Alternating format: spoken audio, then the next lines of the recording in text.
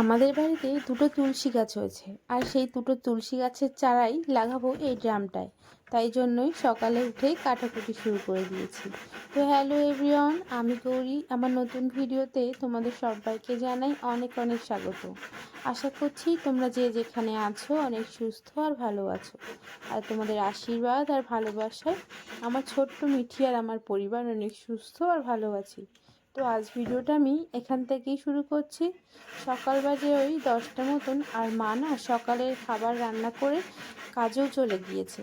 মা আলু সিদ্ধ আর পটল ভাজা নিয়ে চলে গিয়েছে, আর আমি আর বাবু এই কাজটাই সকালে উঠে শেষ করেছি।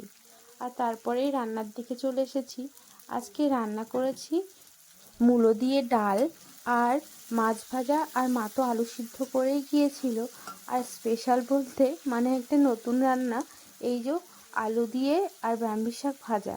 এই আলু দিয়ে ব্রাহ্মী শাক ভাজা ঘি দিয়ে কিন্তু আরও বেশি ভালো লাগে, কিন্তু আমার বাবুর তো শরীরটা অনেক খারাপ, তাই জন্যই আর কি তেল দিয়েই করেছি। আর বাবুর যেহেতু ঘি খাওয়া বারণ, তাই জন্যই আর কি এই তেল দিয়েই এই রান্নাটা করা। এটা কিন্তু তোমরা ঘি দিয়ে করবে, তাহলে বেশ ভালো লাগে।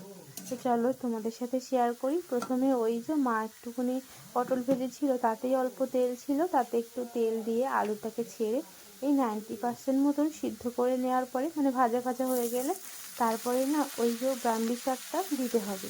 আর জানো তো ব্রাহ্মী শাক ভীষণ তেতো, কিন্তু এটা খেতে ভীষণ টেস্টি। যারা যারা খেয়েছে তারাই জানে। তো তোমরা কারা কারা খেয়েছো অবশ্যই করে আমার কমেন্টে এসে জানিও। তো এদিকে রাখো, কিছুক্ষণ পর আমি এটা ঢেকে রেখেছিলাম। তারপরে এই অবস্থাটা এই একটু নাড়িয়ে চাড়িয়ে, কিচ্ছু দিতে হয় না, শুধু একটু লবণ দিলেই হয়। আমি তো হলুদও দিই না, তাহলে কি হয় ওই সবুজ ভাবটা না কেটে যায়, তাতে একটু অন্য রকমের দেখতে হয়, কিন্তু এই সবুজ ভাবটা থাকলে আমার তো বেশ খেতে ভালো লাগে। আর এই ব্রাহ্মী শাকটা ছোটোবেলায় আমার মা বাবা আমাকে খুব বকে খাওয়াতো, আমাকে কেন, আমাদের 3 ভাই বোনকে। কিন্তু এটা যে ভীষণ টেস্টি সেটা এখন বুঝি, তখন তো আর বুঝতাম না। দেখো এটা নাড়িয়ে নাড়িয়ে ঠিক আমার রান্নাটার পজিশন এই এসেছে।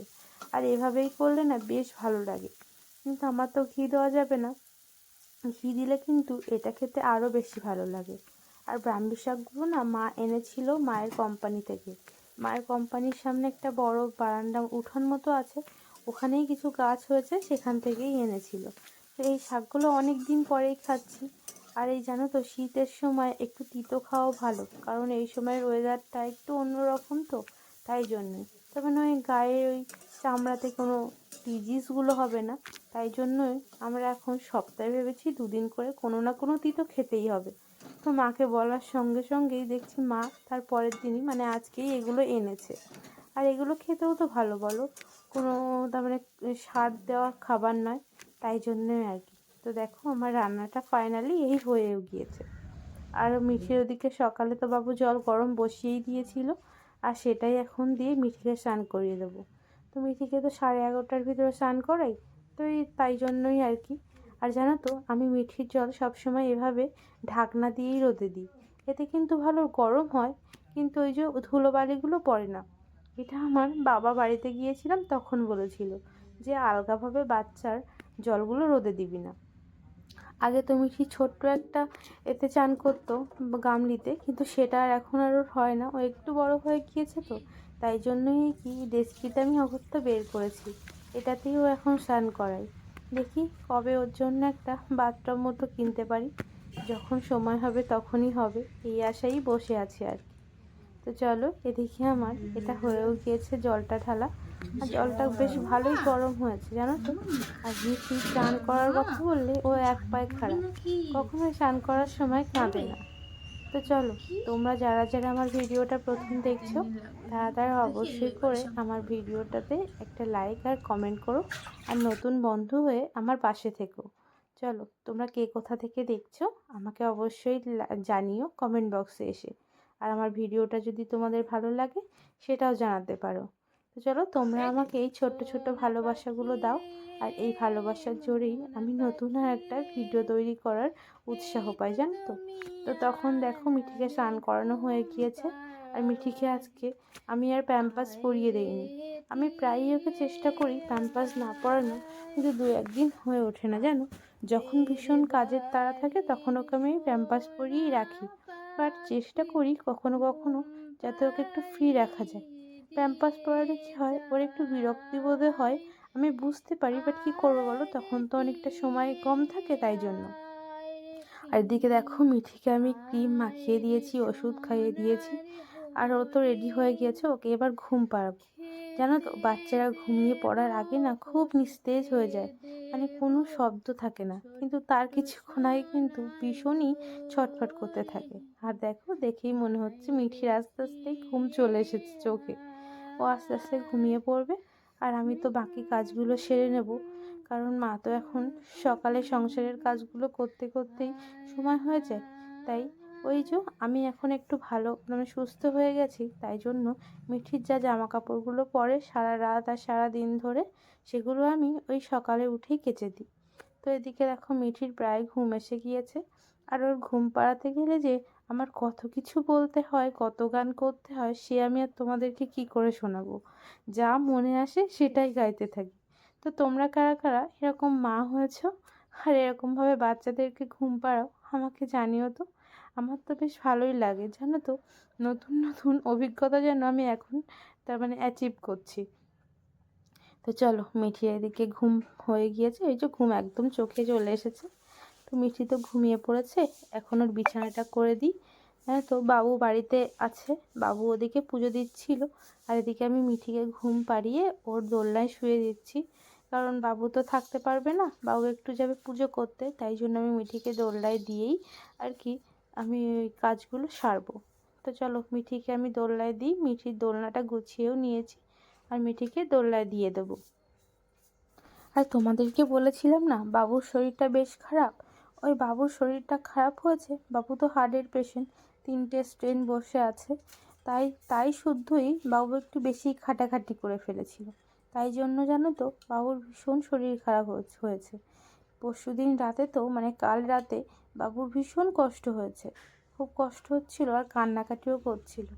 আমারও খুব খারাপ লাগছিল, আমরা তো সারা রাতই জেগেছিলাম, কি হয় কি হয়, আর হার্টের পেশেন্ট তো কখন কি হয় বলাই মুশকিল, সেই কারণেও আরও ভয় হচ্ছিল। তো বাবুকে ভেবেছি কাল ডাক্তারখানায় পাঠিয়ে দেবো, মার সাথে যাবে। এই যে এখন দেখো মিঠিকে আমি শুয়ে দিয়েছি, আর ও না বেশ কিছুক্ষণ কুই কুই করতে থাকে, তাই জন্যেই বসে থাকা, আর তেমন কিছু না। আর এদিকে দেখো আমার প্রত্যেক দিনের কাজের মতন এখনও এই কাজ শুরু করে দিয়েছি। আর এইভাবে বসে না আমি বেশিক্ষণ কাজ করতে পারি না, কেন জানি না, আমার একটু একটু লাগে পেটের কাঁটাটায়। এদিকে দেখো আমার সমস্ত কিছুই তার মানে যে জামা কাপড়গুলো ওর পরেছিল সেগুলো আমি সমস্ত কিছুই না দিয়ে দিয়েছি সার্ফ, আর এগুলো দিয়ে হালকা হালকা কেচে নেব।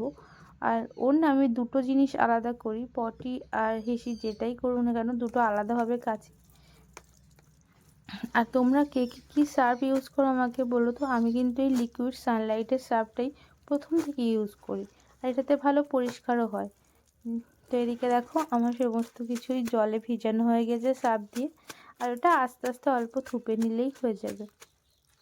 তো এখন আমি এই কাচাকুচিটা করছি, আর তোমাদের সাথে কিছু কথা বলি চলো। এখন তো মিঠি আর আমি সারাক্ষণ বাড়িতে থাকি, ওর বাবা ঠাকুমা দাদা কেউই তো থাকে না। তো আমি না এই মিঠির সাথে যেটুকু সময় কথা বলি ওইটুকুই সময় কথা বলি, আর না হলে আমি ভীষণভাবে বোকাদের মতো একা চুপচাপ বসে থাকতে হয় বা কাজ করতে হয়, এই ছাড়া কিন্তু আমার আর কোনো কাজ নেই। তাই এই ভিডিওটা করার সময় আমি যেটুকু কথা বলি এইটুকুই আমার প্রাপ্য, মানে কথা বলার জন্য সময়, তাই জন্যে আমি এই সময়টা ভীষণভাবে এনজয় করি, যে আমি কিছু না হোক এখানে তো কিছু কথা বলছি। তো চলো তোমরা ফুল ভিডিওটা দেখো, কেউ স্কিপ করো না, আর ভিডিওটা যদি ভালো লাগে তাহলে অবশ্যই করে আমার ভিডিওটাতে লাইক করো আর কমেন্ট করো, আর আমার বন্ধু হয়ে পাশে থেকো।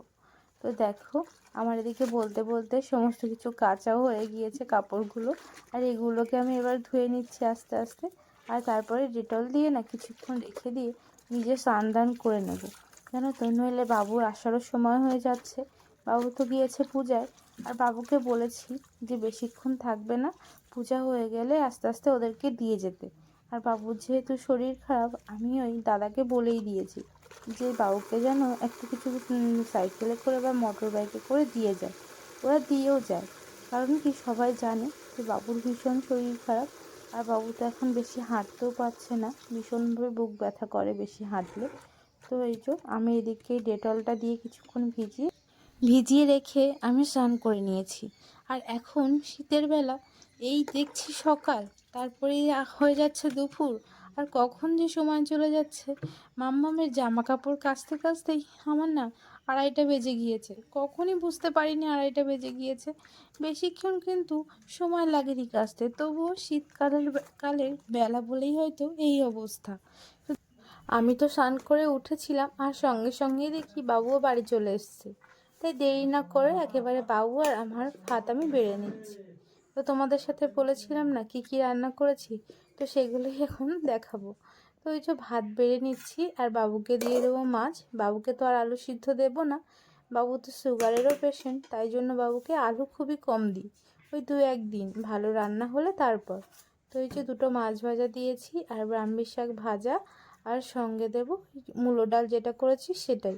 এটাই আজকের আমাদের বাড়ির মেনু। এই হালকা পাতলা খেতে কিন্তু বেশ ভালো লাগে, আর শীতকালে তো এরকম বেশি করে সবজি খেতে তোমার ভীষণ ভালো লাগে। তোমরা কারা কারা শীতকালে বেশি সবজি খাও আমাকে জানিও তো। আর শীতকালেই তো শুধুমাত্র সবজি বেশি পাওয়া যায়, তাই না? গরমে কিন্তু এত প্রকারের সবজি পাওয়াই যায় না, জানো তো। এখন মিঠি যত বড় হচ্ছে, কোনো দিনইও আমাকে ভালোভাবে খেতেই দিচ্ছে না, সে দুপুরে হোক আর রাতে। আমি যখনই খেতে যাই ও মনে হয় বুঝতে পারে মা এবারে খেতে যাবে, আর তার জন্যই তখন ভীষণভাবে চিৎকার করে ওঠে, আর ঘুম ভেঙেও যায়। আর তার জন্যই আগে বাবুকে খেতে দিয়ে দেবো, আর তারপরে আমি খাবো। কিন্তু ভেবেছিলাম একসাথে খাবো, ভাতও বেড়ে নিয়েছিলাম, কিন্তু উপায় নেই।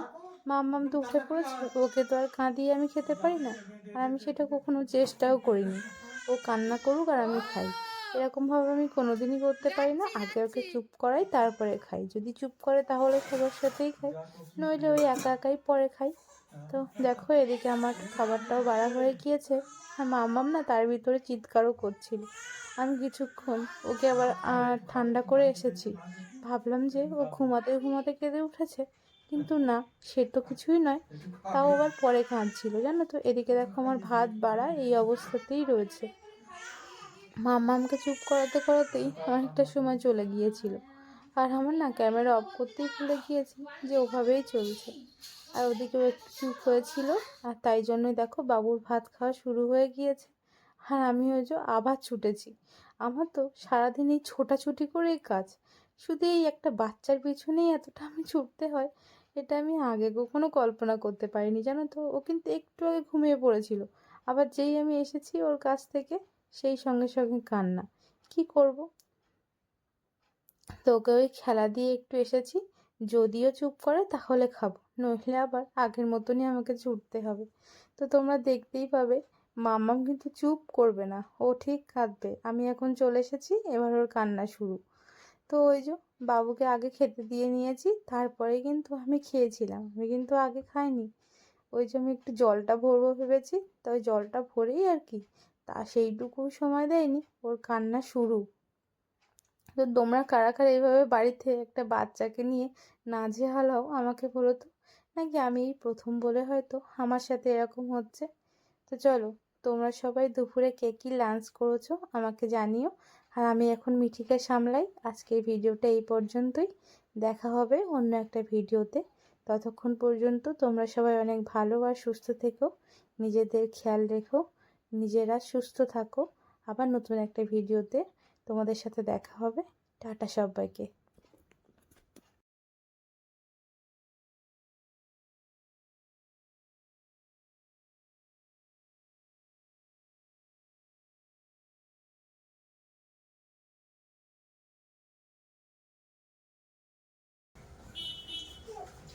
খিদে পেয়েছে, বুঝলে, খিদেই পেয়েছে। আসো, একটু বদমাশি করছো, বদমাশি, চলো। এর থেকে